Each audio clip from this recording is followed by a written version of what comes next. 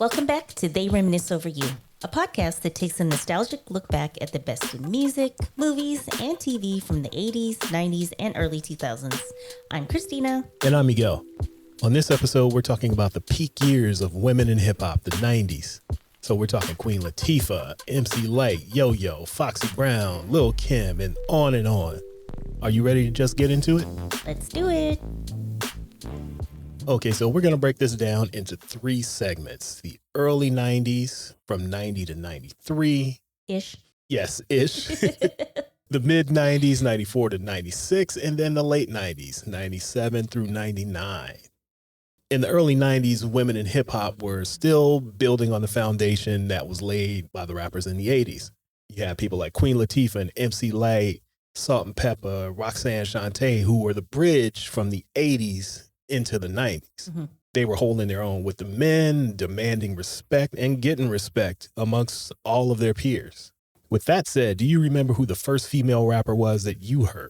So I'm just looking at the timeline of when certain songs were released, and I'm thinking it had to be Salt and Pepper. Okay. Since Push It was released in 87. Yeah. So I'm assuming I heard it this year or at least close to it. Okay. And then it possibly could be Queen Latifah with Moni Love, because I also remember Ladies First, which was 1989, and also Moni in the Middle, It's a Shame. And that was released, I believe, in 1990. So it could be any of them, most likely Salt and Pepper. And we also have fellow Canadian, Michie Mee, with her Jamaican Funk. I'm a Jamaican in 1990. I'm going to say it's probably one of the other ladies first, but definitely Michie Mee would be the first Canadian female rapper that I heard. Yeah, I didn't even know she was Canadian at first. I don't know how long it took me to figure that out, but I had no idea. Well, the song is actually Jamaican Funk Canadian style. Yes. They had to specify. Yes. All right. So, yeah, I'm going to go with probably Salt and Pepper. Okay. What about you? Probably the same. Salt and Pepper, Roxanne Shante. It might have been MC Trouble or JJ Fad, since they were from LA and they were getting played on the radio all the time. So it might have been them. Exactly. Originally 5 members and not 3. Oh. Side note. Yeah, so it was probably one of them that I heard first. Actually, now that you bring it up, it could have been JJ Fad. When was Supersonic released? Supersonic was 89, I believe. That could be a possibility for me as well, because I definitely know the song, but I'm a little unsure of when I actually heard these songs. Okay. So yeah, we could throw them in the mix of possibly my first as well. But I'm going to go out on a limb and say that you didn't hear the 5-girl version. There's 5 of us and we know we're fresh. Because JJ Fad was the initials of all the girls in the group. Oh, okay. And then it came out again later and they had a video and there were 3 girls in it. But had to re-record that line? Yes. Anyway, so now that we've narrowed it down to the possible first, what stood out about these ladies that you were listening to? Well, there weren't very many of them, first of all. Right. So we'll start there. Yes. And then once you get past the, is that a girl moment? But they weren't really doing like the ABC 1, 2, 3 kind of rhymes. Yeah, they weren't doing that. They were actually rapping. Right. Like Roxanne Shante, Latifah, Sweet Tea. They were rapping. Okay. And not just on some, I saw a cat. I walked down the street. The cat followed me. So that's what I was into. All right. I think for me, since I was a little younger than you were, so I was less concerned about lyricism.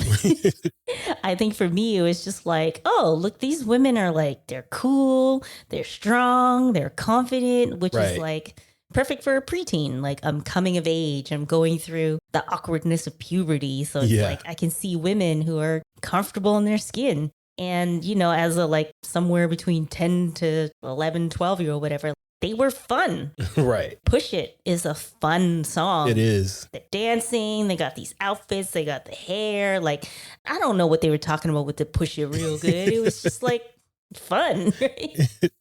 And even like Queen Latifah, for example, even though she's like regal and she's like, I'm a queen, she's got these tall hats and stuff, like she was still fun though. Yeah. And she had her like dance songs, Give Me Body. It's just like, it's just fun.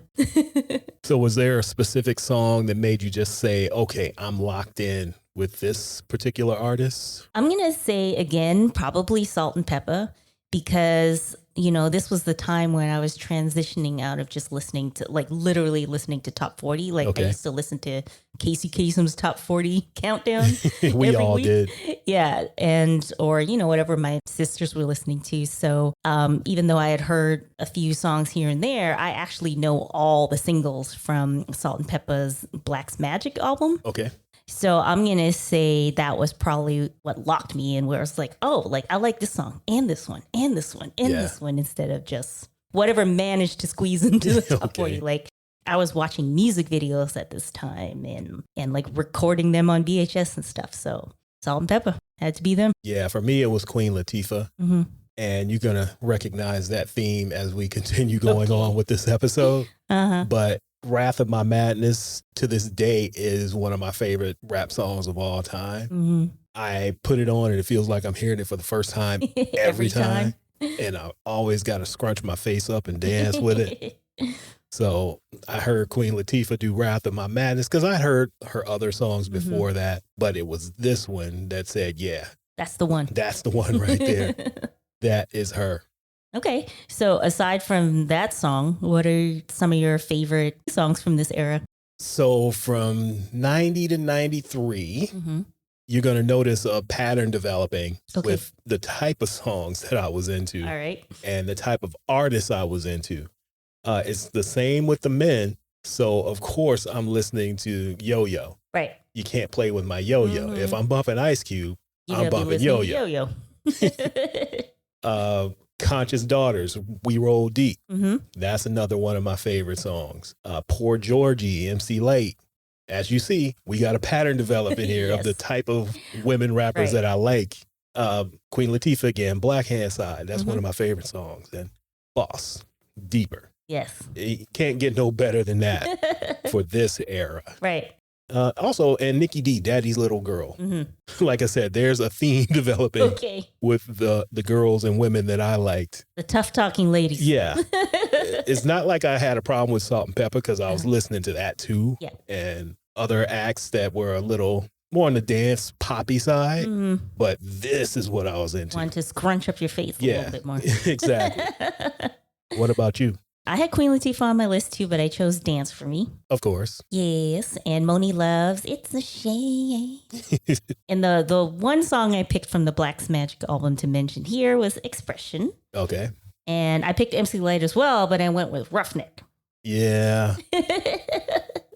I like the song too, but I don't need to be hearing her talking about she like a dude to be playing with his dick hairs. Yeah, I'm now to you. I have something to say about that, but we'll put a pin in it. All right. Circle back. I got one more. Smooth. You've been played. Yes. You know it. I love how she's just like taunting. You've been played, and it was on the Menace to Society soundtrack. Yes, which is one of your favorite albums. Yes. All right, that's a solid list. Just wanted to slide that in. Now we can take a break. All right. So we'll be back. Hi, kids. Do you like fun? Yeah. We're starting a monthly newsletter called Liner Notes. We'll be sharing what we're watching, what we're listening to, throwback YouTube videos, updates on our upcoming projects, random shit you may have missed on the internet, stuff like that. The link is in the show notes, or you can go to troypodcast.com/newsletter. Do it. Now. It's good for you. It'll make your teeth whiter. And back to the show. Okay, we are back, and now we're moving into the mid-90s, 1994 to 96, which is considered to be the golden era of hip-hop overall. So, of course, female rappers are going to have some great shit for us to choose from. Call it the second golden era, because the first was the late 80s to now. Yeah, it depends on who you talk to. Yeah, but the years are kind of flexible. Right. So at this point, the sound of rap and hip hop in general had changed, but it also introduced new artists like Brat, Lil' Kim, Foxy Brown, the Lady of Rage, and Ladybug Mecca of Diggable Planets fame. Yes. So with this change, not only were we introduced to a bit of like new subject matters, new styles, some of the ladies got a little sexier, although we still have variety. The mainstream success, I think, is something to note. And I have a little aside. Okay. While I was just poking around on the internet, I somehow ended up on Lipstick Alley. The world famous Lipstick Alley. Lipstick Alley, which looks exactly the same and still up and running. If it ain't broke, don't fix it. Right. But I did find this thread about Foxy Brown, and she did an interview for Paper Mag back in 1999. So the link is dead, so I cannot confirm, but there's a link, so one can assume this is a real interview. But anyway, she's talking about how she was invited to perform at a Whitney Museum event. Okay. And then she said JFK Jr. came up to her and was like, I love your music. That's random as hell. JFK Jr. And she was like, you don't listen to rap. And he was like, well, I don't, but I listen to you. And not only did he say that, he started a rapping hotspot. Yeah, okay. According to her. You can catch me at the hotspot. I Fox. I would give good money to see that. I would love to see that. And not only that, again, according to her in this interview, she said Carolyn Bessette Kennedy started whispering in her ear, let's grab his credit card and go crazy at Gucci. All right. I think Foxy might be putting a little much on this. I don't know. Some parts of the story might be true. She might be adding a little extra on top of it. I choose to believe it. I'm going to believe it too. But she said this out in public. So yeah, I thought that was a unexpected story. Yeah. So back to what we were talking about. The matter at hand. Yes. So the early 90s in general and in rap music, there's a lot of talk of like women's empowerment. In the 90s, we're not going to be disrespected anymore. Yeah. Like that was a really big theme. So do you think that now that women we're starting to feel more empowered, it kind of led them into feeling more comfortable to be sexier, being more unapologetic, and creating records that showed this change? I think so, because in the earlier generations, if you go back and look at all those videos, all the women dressed like dudes.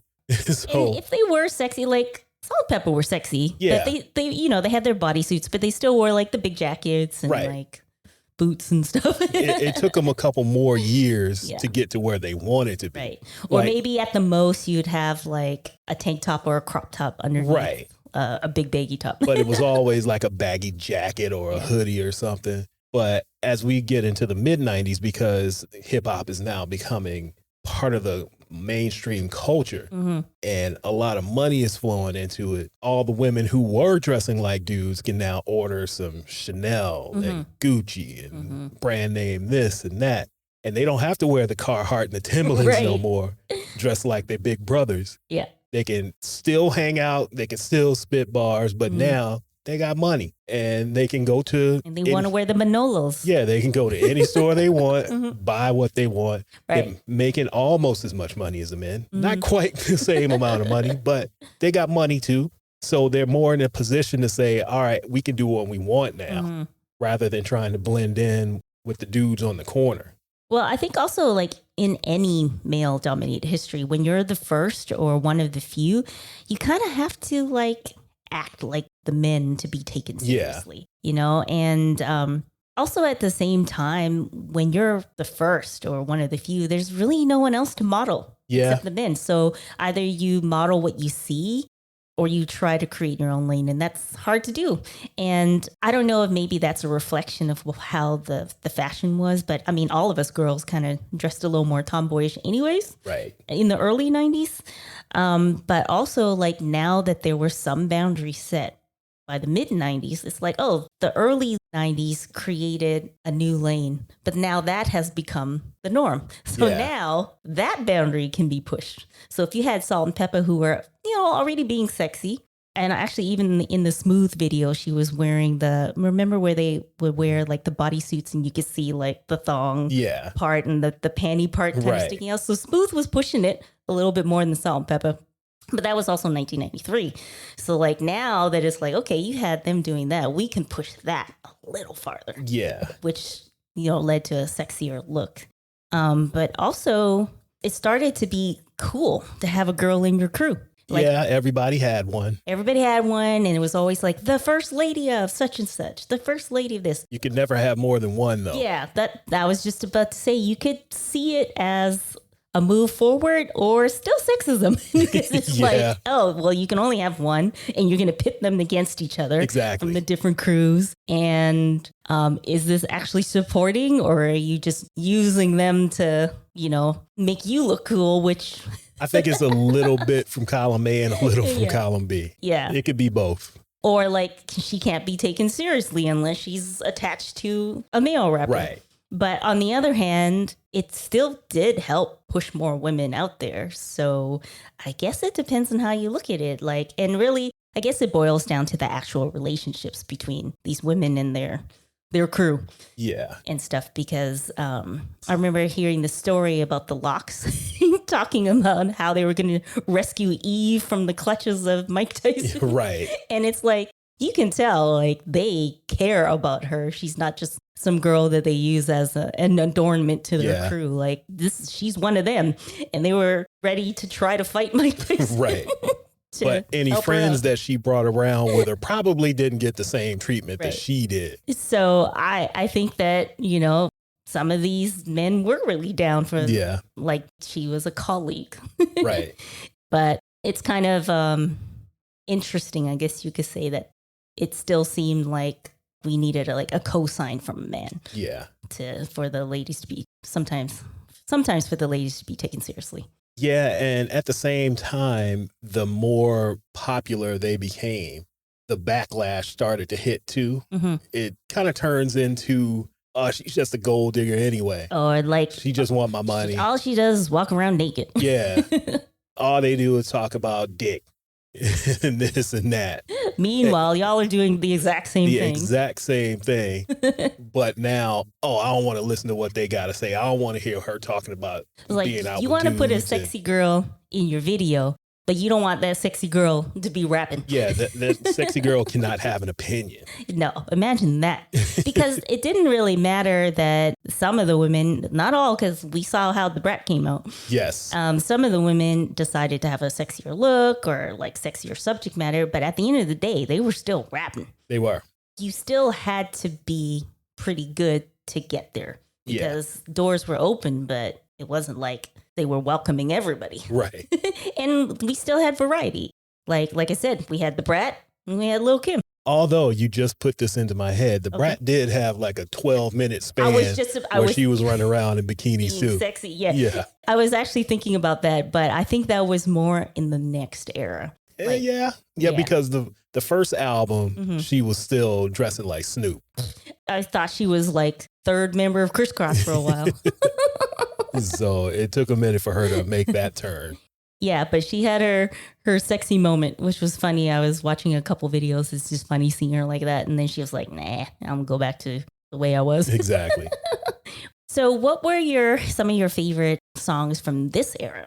Well, you just mentioned the brat, so Functified, even though I give her and JD a bunch of shit for being a B-level Dre and Snoop. I never, you know what? It works, though. It wasn't until you told me, I never even thought of it that way. Yeah, it was blatantly obvious, and so much so, and I mentioned this before, that there's a fake brat in one of the Dog Pound videos, and Snoop walks past her and looks like, what the fuck? So it was out there and known, but Functified was good enough to let me get past that, though. Yeah. Also, there was Ninth Wonder by Dickable Planets, because Ladybug's verse is dope. It's my favorite part of the song. It's my favorite Dickable Planet song, period. Okay. And it's because of that verse. I like the other two verses too, but hers kills it. Well, you are definitely not the only person to think that, because when I was watching the video, like on YouTube, if you hover over the play bar, you could see the most played or replayed parts, and her verse is by far the most replayed part of the video. With good reason. With good reason. And also MC Lyte. Cold Rock a Party and Keep On Keeping On. All right. Those were two that I love from that era too. Okay. What about you?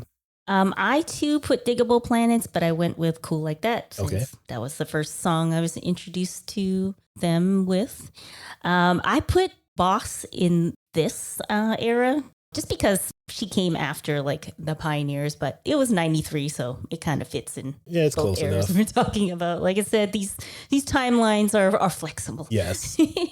And of course, I had to pick Lady of Rage and Afro Puffs. She made those Afro Puffs iconic. She did. And you know, I love my aggressive ladies with her boom, bam, god damn. And then I also picked Joss Skills, Super Solstice on Warren G's Regulate album. Okay. They gave her the whole song. Yeah. Like, it's his album, but to me, I feel like the fact that they gave her the whole song, like, she does have a feature on another song, but they were like, we're going to let her have this one. Yeah. And my favorite line is, I talk so much shit. I got halitosis. Yeah. It's silly. It is, because, but like, it works. Who wants to say, like, I have bad breath? But at the same time, but that's she's how like, much I shit talk she talking. so much shit. Halitosis. I too picked the Brat, but I went with Give It to You. Okay.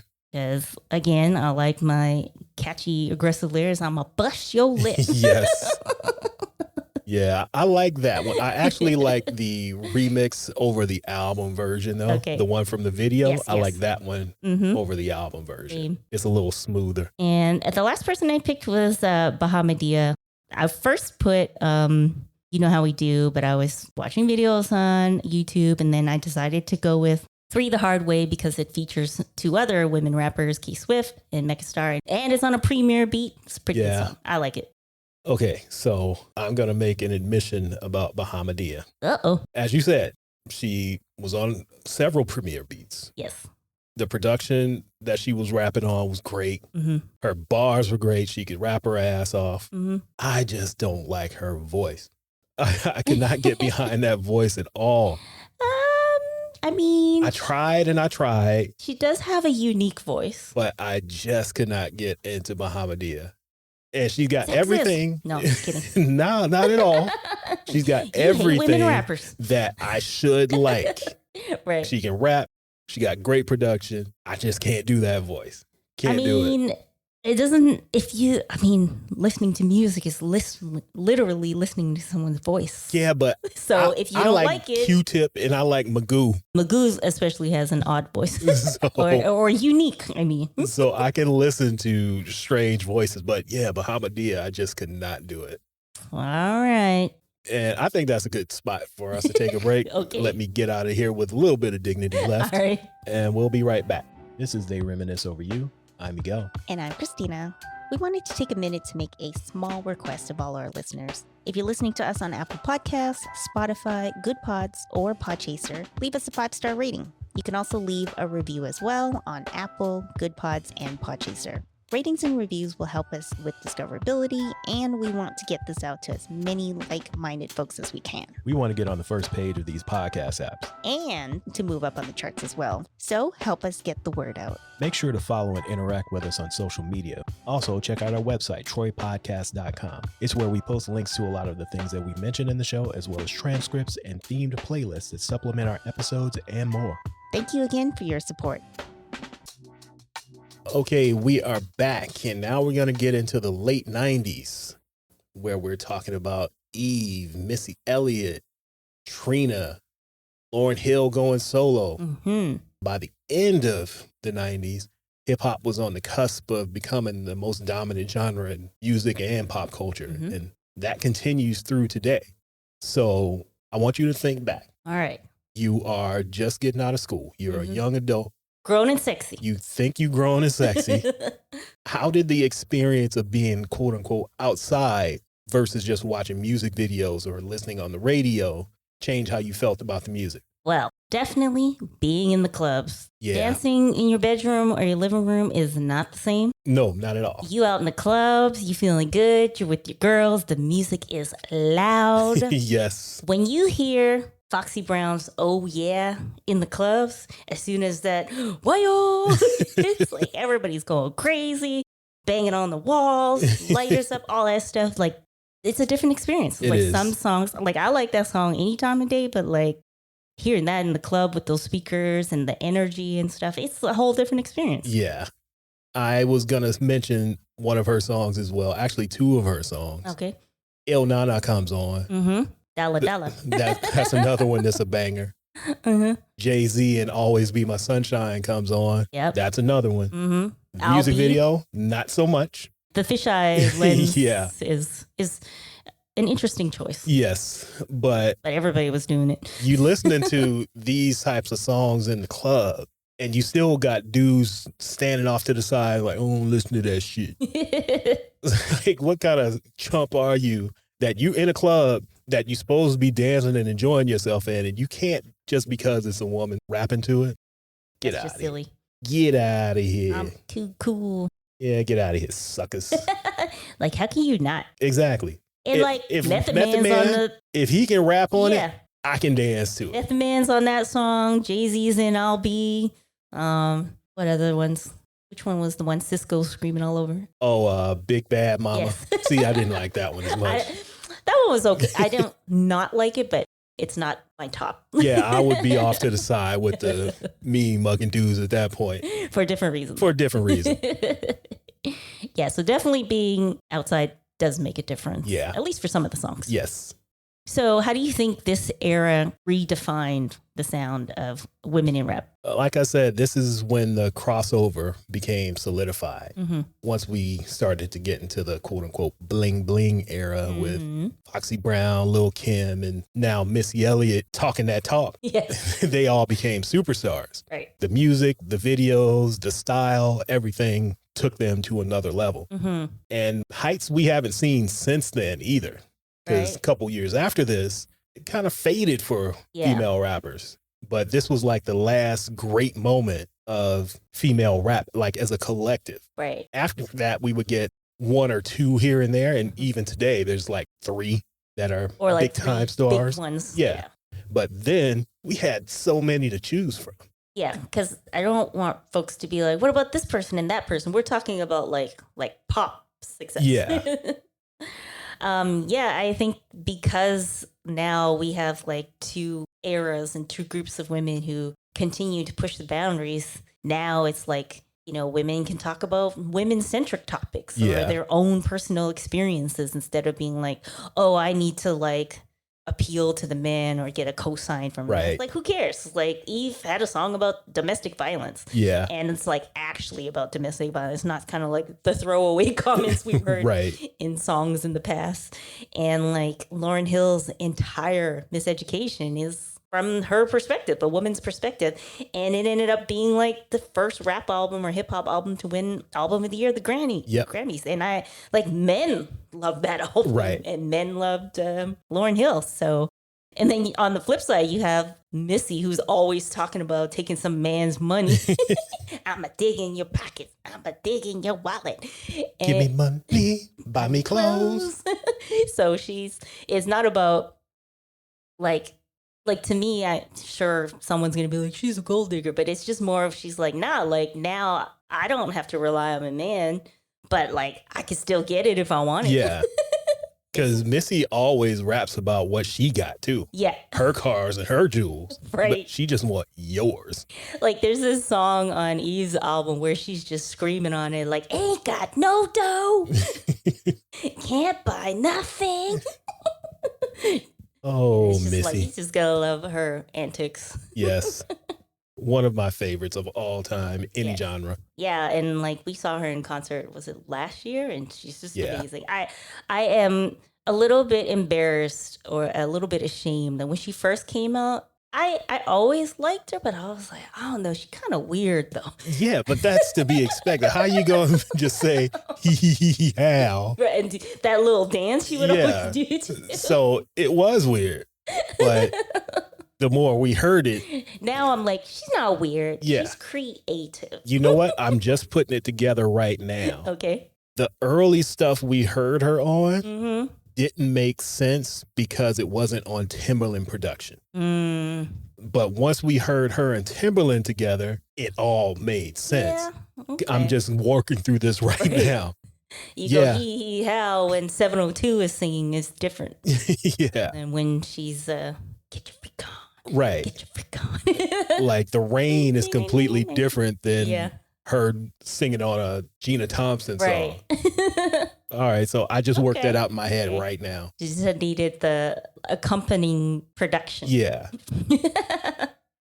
Yeah. So yeah, she's not weird. She's creative. Yes, that's a good way of putting it.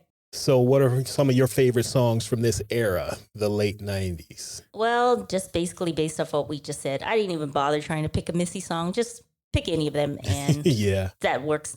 I did pick What Y'all Want by Eve because my favorite part is her turning audacity into 2 words. Audacity, even asking me just for the rhyme, you know? Right. Fast.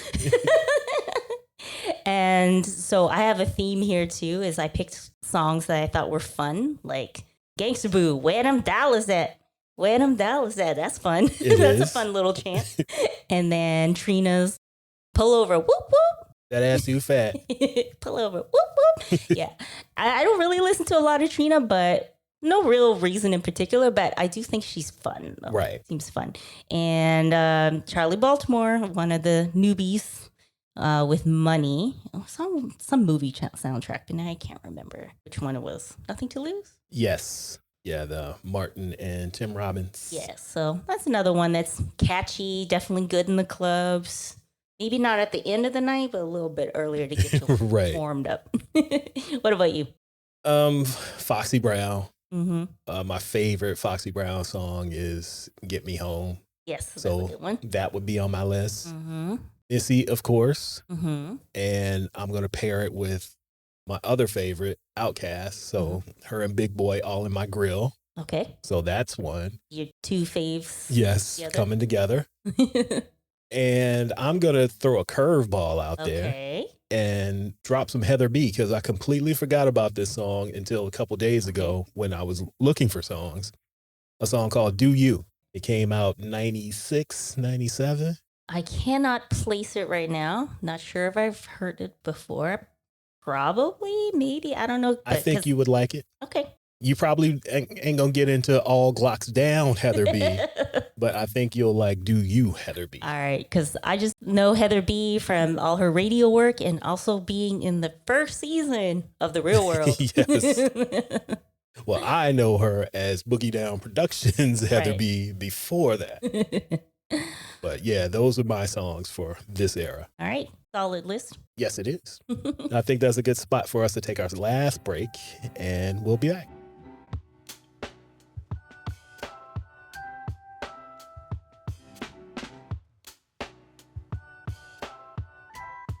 Okay, we are back, and I'm going to ask you this question and try and answer it to the best of your ability. Okay.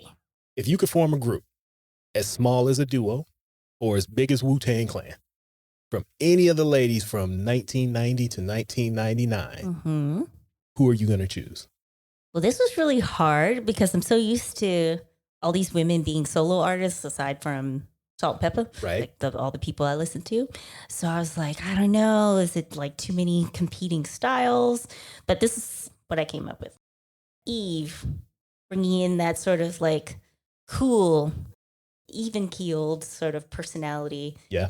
And then Missy comes in, does something crazy. Yes. And then Trina's like, hey, she gonna bring in that Miami baddest bitch vibes to kind of round everything out. And then I was like, let me just stop there because I think that's enough personalities. Okay. So for me, and I told you there's a theme here. Mm-hmm. So any group I start is going to start with Queen Latifah. Good start. Makes sense. Secondly, I'm going with Eve. I like Eve, Pitbull in a skirt. the pit bull in a skirt. Also, I'm going with the Lady of Rage. All right. So we got 3 just spitters. And because I can't separate the two, even though they're already a duo, I'm going to add Conscious Daughters to this as well. Okay. So I got 5. All right. And as you can see, they all have things in common. The type of chicks that might put a fist in your face if they have to. But that's the group that I'm going with. All right. I don't need different personalities. I want the same type of person on every song. So if you're only getting 3 of them, you're getting the same energy. This your version of what was it? BWA, bitches with attitude. Not quite, because they were whack. Not sure if I know any of their music. I just Yeah. came across it in my research, but I do remember the group name at least. Yeah, they weren't very good.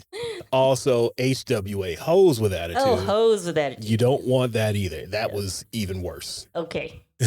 So, all right. So, we're not here to talk about that. exactly. All right. So what are some of your favorite collabs from this era? Initially in the notes, you told me to pick one, which honestly, I don't know how I'm supposed to just pick one. But the question was pick one all-female collab Yes. and one mixed or posse cut collab. And obviously I have more than one on my list. So I'm going to cheat here. All right. Because when I initially brought this up to you, I was going to go with the I Want to Be Down remix by Brandy with YoYo, Queen Latifah, and MC Lyte. See how I already told the people what the song was going to be, but I'm taking it back. All right. So they still know it. No, take that. I'm going with the song Freedom from the Panther soundtrack. There was a long version, like 10 minutes long. There was the R&B version, and then there was the hip hop version. Okay. So I'm going with the hip hop version. Okay. It had Patra, Yo-Yo, Left Eye, Queen Latifah, Salt and Pepper, Nefertiti, MC Lyte, and Michelle Ndege Ocello. So that would be my first one. All right. For the all female cut, the male female mix or posse cut, I am going with Puffing on Blunts and Drinking Tanqueray. Okay. Dr. Dre, the Dog Pound, and the Lady of Rage. Since you said you got more than one, yes, I'm going to give more than one too. Okay. Let's see if we have duplicates. Queen Pen, Lost Boys, and Markel Riley, Party Ain't a Party. I literally had that in my browser because I was looking at it just before we were ready to record. And I was like, my list is long enough. And I have others. Yeah. Fugees and Outsiders, Cowboys. I Shot Your remix. You mentioned that one already. Yes. All About the Benjamins. Unfortunately, the rest of the song is still good. Yeah, but like I mentioned before, Jadakiss wrote Baby Oils first, so so technically it's Jadakiss. It's a Jadakiss song. Yeah, not your boy. Right. So that one still counts. Yeah, that's a little hard to avoid, unfortunately. Yeah, he's embedded way too deeply in stuff that we like. Right. What about you? Okay, so for the all-female collabs, I had to pick ladies first, Queen Latifah and Moni Love, because those two also are great together, and we saw them in person. Moni Love still has all the energy. Yes, she was all over the stage. Yeah, she's not one of those, my knees. No, right. She's out there. She might say it after the show. Yeah, maybe the next morning, but you during couldn't the tell show, during the show. Like, not at all. That one is like, it's called Ladies First. Like, yes. You have to mention that one. And also for another all-female collab, again, gotta mention this one, No One Else remix, because this is the only song featuring Lil' Kim and Foxy Brown together. Yes. And the Brat was also in it. It only happened once. Yeah. And so there was supposed to be an album. Yes. Never happened. So we gotta mention that. Yes. And for like a posse cut, affirmative action. Yes. Nas, AZ, Cormega, and Fox's infamous math. Yeah, she was struggling there. Yeah, you know what? But I never doubted her. She sold it. Yeah, she sold it. And the only reason why I know she's wrong is because one day I actually did the math and it didn't work out as she said. But prior to doing that, I didn't doubt her. I was just being a jerk and wanting to see if the answer was right. But I hadn't even noticed. I hadn't paid attention to it that closely. And then I remember seeing it on a message board years ago.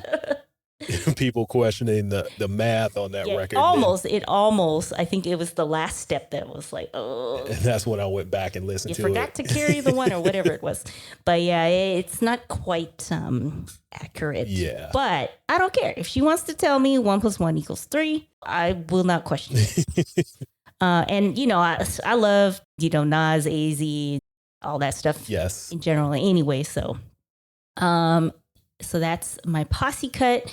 And if I'm going back to like fun songs in the club, I gotta say Who Dat with JT Money and Soleil. All Who Dat, right. who dat, who dat, who dat. It's not necessarily, in my opinion, a great song. It serves But its it's purpose, a fun though. song. Yeah. If you're out and about. It lives where it lives. Yes. So I'll just say 2 more and then we'll close it out. So All of right. course, another all ladies an all ladies collab. You know what I'm gonna say.